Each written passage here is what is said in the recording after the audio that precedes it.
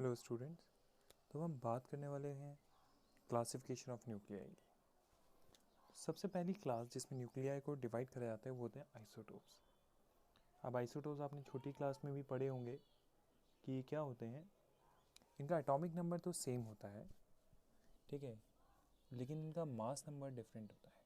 तो हम यहाँ लिख देते हैं कि इनका सेम एटॉमिक नंबर है बट डिफरेंट मास नंबर। अगर एग्जाम्पल की बात करी जाए तो सिलिकॉन के 4 न्यूक्लियाई होते हैं अलग अलग तरह के। सिलिकॉन का एटॉमिक नंबर तो सिंपल होता है 14, लेकिन इसके मास नंबर में काफ़ी डिफरेंस होता है। तो यहाँ 4 तरह के सिलिकॉन होते हैं, सबका एटॉमिक नंबर सेम रहेगा क्योंकि वो सिलिकॉन के ही एटम्स हैं, तो सबका एटॉमिक नंबर सेम रहने वाला है। मास नंबर में डिफरेंस आता है, एक 28 वाला होता है, 29, 30 और 32। तो इस तरह के 4 अलग अलग तरह के एटम्स होते हैं हमारे पास में सिलिकॉन के, जिनका मास नंबर डिफर करता है एक दूसरे से। अब क्योंकि केमिकल प्रॉपर्टीज़ डिपेंड करती हैं एटॉमिक नंबर पर, तो इन सब की केमिकल प्रॉपर्टीज़ सेम रहती हैं, कोई डिफरेंस नहीं आता।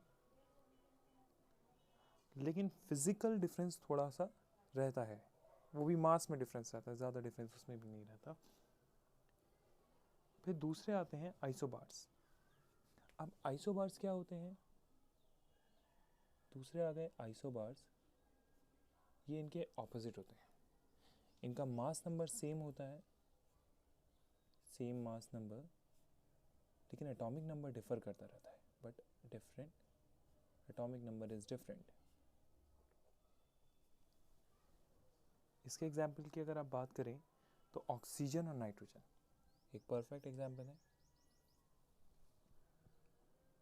ऑक्सीजन और नाइट्रोजन की हम बात कर सकते हैं। इन दोनों का ही एटॉमिक नंबर जो रहने वाला है वो 8 और 7 है, लेकिन इनका मास नंबर जो होता है वो सेम है। ये भी 16 में है और ये वाला भी 16 के साथ है। तो ये आइसोबारिक एटम्स हैं जिनका एटॉमिक नंबर डिफर कर रहा है लेकिन मास नंबर सेम है।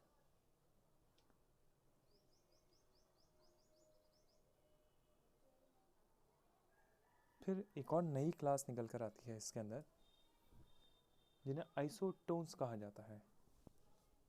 आइसोटोन्स का नाम हम देंगे। आइसोटोन्स वो क्लास होती है जिनमें सेम नंबर ऑफ न्यूट्रॉन्स होते हैं। वो एटम्स जिनमें न्यूट्रॉन्स का नंबर सेम रहता है वो आइसोटोन्स कहलाते हैं। जैसे कार्बन, नाइट्रोजन और ऑक्सीजन की अगर मैं बात करूं, C14 एंड 15 वाला है मेरे ख्याल से 15, और ऑक्सीजन 16 वाला है। इनके एटॉमिक नंबर कुछ इस तरह से हैं, 6, 7 और 8। इन सभी में जो नंबर ऑफ न्यूट्रॉन्स है वो सेम है और वो हर केस में 8 ही है, 8 इन ईच केस। तो ये आइसोटोन्स होते हैं। चौथी क्लास जिनके बारे में हम पढ़ने वाले हैं वो आइसोमर्स कहलाते हैं। आइसोमर्स में सेम फोर्थ क्लास जिसके बारे में हम पढ़ेंगे वो है आइसोमर्स। आइसोमर्स कहेंगे हम इन्हें। आइसोमर्स में एटॉमिक नंबर भी सेम होता है, एटॉमिक मास भी सेम होता है, लेकिन इनकी न्यूक्लियर एनर्जी स्टेट जो है और डिफर करती है। यहाँ हम लिख देते हैं कि सेम एटॉमिक नंबर, मैं एटॉमिक नंबर को शॉर्ट फॉर्म में लिख रहा हूँ। सेम मास नंबर भी सेम होता है, लेकिन इनमें डिफरेंस होता है, डिफरेंस न्यूक्लियर एनर्जी स्टेट्स का, न्यूक्लियर एनर्जी स्टेट्स का डिफरेंस होता है इसमें। ये कहलाते हैं आइसोमर्स या आइसोमेरिक न्यूक्लियाई। फिफ्थ जो कि लास्ट है हमारे पास में, फिफ्थ क्लासिफिकेशन हमारे पास में है मिरर न्यूक्लियाई का। मिरर न्यूक्लियाई कहलाएंगे हमारे पास में, जिनका मास नंबर सेम रहता है लेकिन प्रोटॉन और न्यूट्रॉन का नंबर इंटरचेंज होता है। Same mass number but number of proton and neutron is interchanged,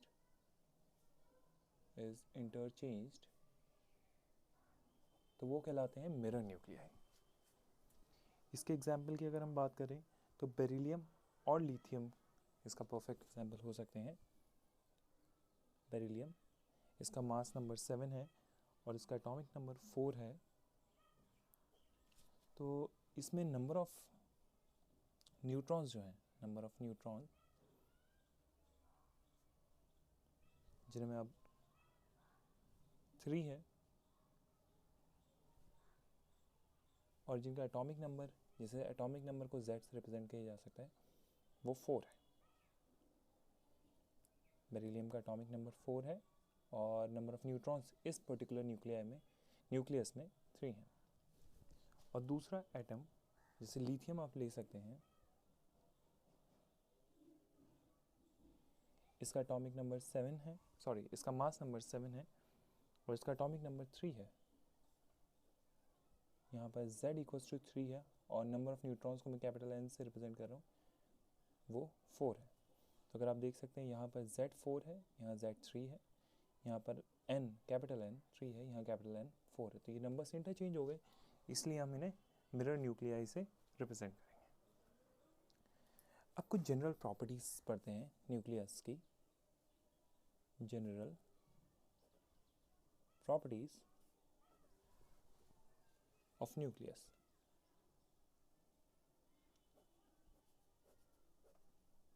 nucleus की कुछ जनरल प्रॉपर्टीज की बात करते हैं तो सबसे पहली चीज़ जो हमारे दिमाग में आती है वो ये कि न्यूक्लियस का साइज़ कितना है। सबसे पहली चीज़ जो आती है वो है न्यूक्लियर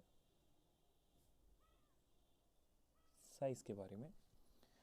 अब न्यूक्लियर साइज़ जो है वो रदरफोर्ड ने अल्फ़ा पार्टिकल की स्कैटरिंग से ही हमें बताने की कोशिश करी थी और उन्होंने कहा था कि 10⁻⁻⁴, ये पिछली वीडियो में हम बात कर चुके हैं कि 10⁻⁻⁴ और 10⁻⁻⁵ के बीच में कहीं ना कहीं होगा। एक फॉर्मूला दिया गया, मैं यहाँ पर अभी लिख देता हूँ कि 10⁻⁻⁴ मीटर और 10⁻⁻⁵ मीटर के बीच में लाई करता है रफली। एक फॉर्मूला जो हमें दिया गया न्यूक्लियस की रेडियस निकालने का वो था R = R0 a⁻⁻⁴ a⁻⁻⁴, जहाँ R0 एक कांस्टेंट है और a जो है वो मास नंबर है। a = मास नंबर और R0 जो है वो एक कांस्टेंट है।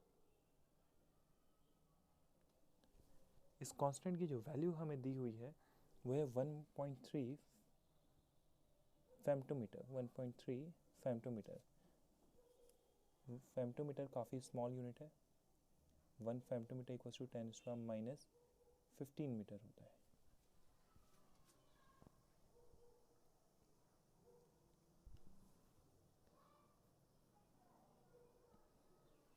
इस फॉर्मूले की मदद से, यही फॉर्मूला अप्लाई करके हम देख सकते हैं कि कार्बन C12 जो हमारे पास एक न्यूक्लियस होता है C12 का, जिसका एटॉमिक नंबर 6 होता है, उसका रेडियस कितना होता है। हम इसका रेडियस निकालने की कोशिश करते हैं। R की वैल्यू हमने 1.3 फेम्टोमीटर्स में ही हमें आंसर मिल जाएगा। 1.3 अप्लाई करिए, मास नंबर यहाँ पर 12 है, 12 की पावर 1/3। अगर आप इसे कैलकुलेट करेंगे तो ये रफली 3 फेम्टोमीटर के अराउंड आने वाला है, यानी 3 × 10⁻⁻⁵ मीटर्स के करीब।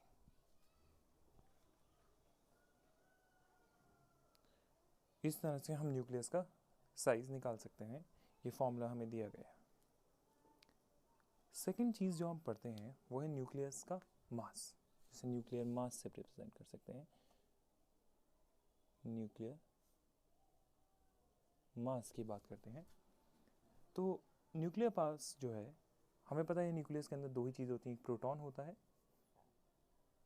अगर मैं यहाँ एक न्यूक्लियस ड्रॉ करता हूँ, इमेजिन करिए एक न्यूक्लियस है, तो यहाँ पर पॉजिटिवली चार्ज प्रोटॉन्स होंगे और न्यूट्रल न्यूट्रॉन्स भी होने वाले हैं।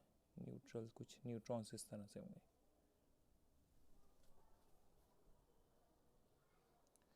तो इसका एज्यूम्ड न्यूक्लियर मास, मतलब कैलकुलेटेड न्यूक्लियर मास जो निकल कर आना चाहिए, एज्यूम्ड न्यूक्लियर मास,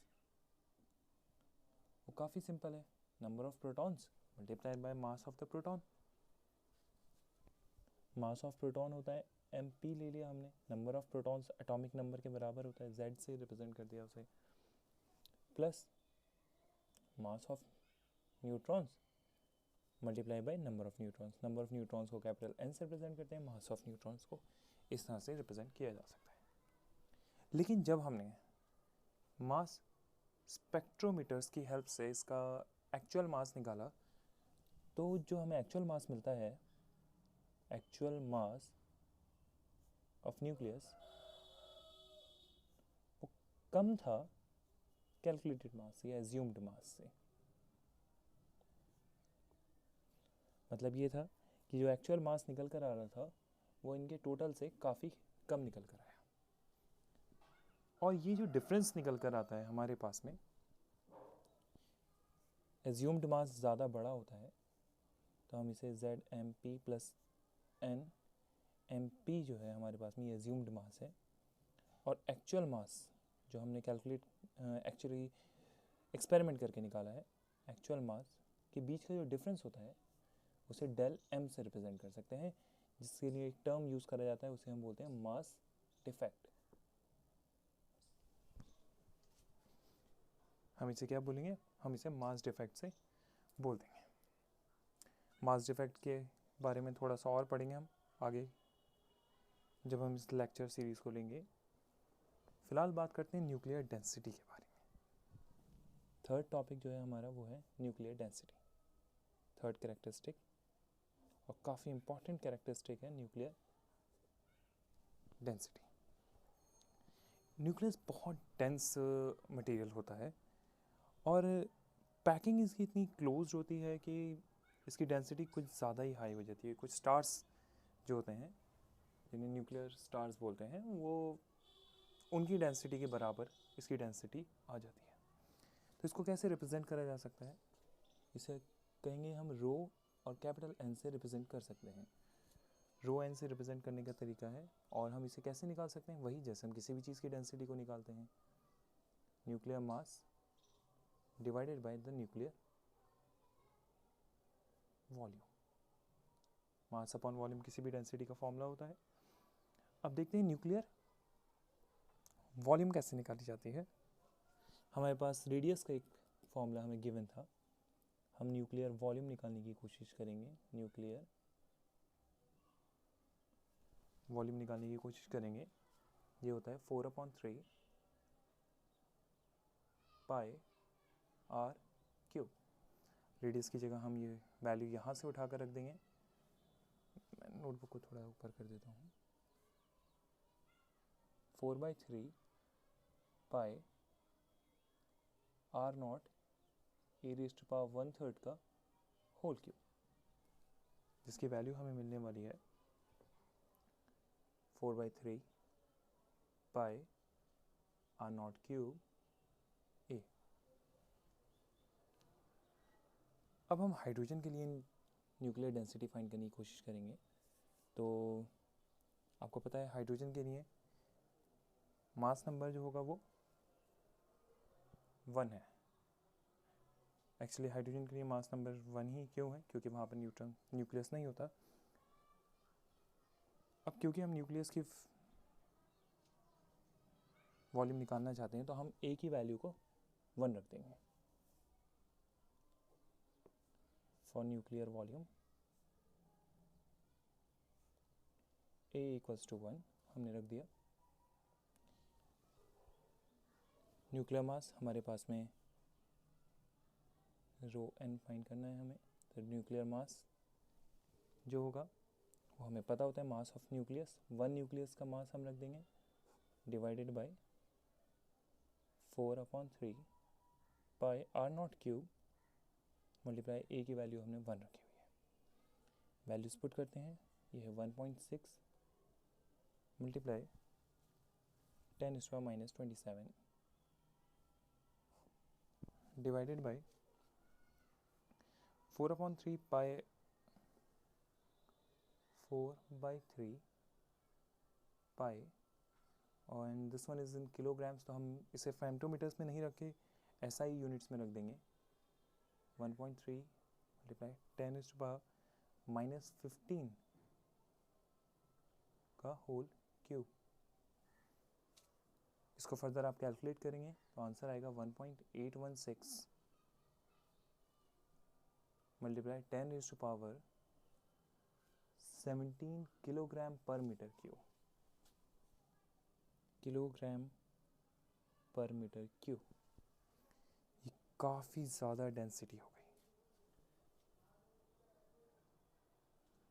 इससे ये पता चलता है कि न्यूक्लियर मैटर जो है वो बहुत ज़्यादा कंप्रेस्ड होता है, इनके बीच का स्पेस बहुत ज़्यादा कम होता है। मुझसे पहले थोड़ी सी गलती हुई थी, वो न्यूक्लियर स्टार्स नहीं, वाइट ड्वार्फ्स होते हैं इस तरह के स्टार्स जिनका डेंसिटी इतना ज़्यादा हाई होता है, इन्हें वाइट ड्वार्फ्स कहा जाता है। वाइट ड्वार्फ्स, इस तरह के स्टार्स को वाइट ड्वार्फ्स कहते हैं जिनकी डेंसिटी इतनी हाई होती है।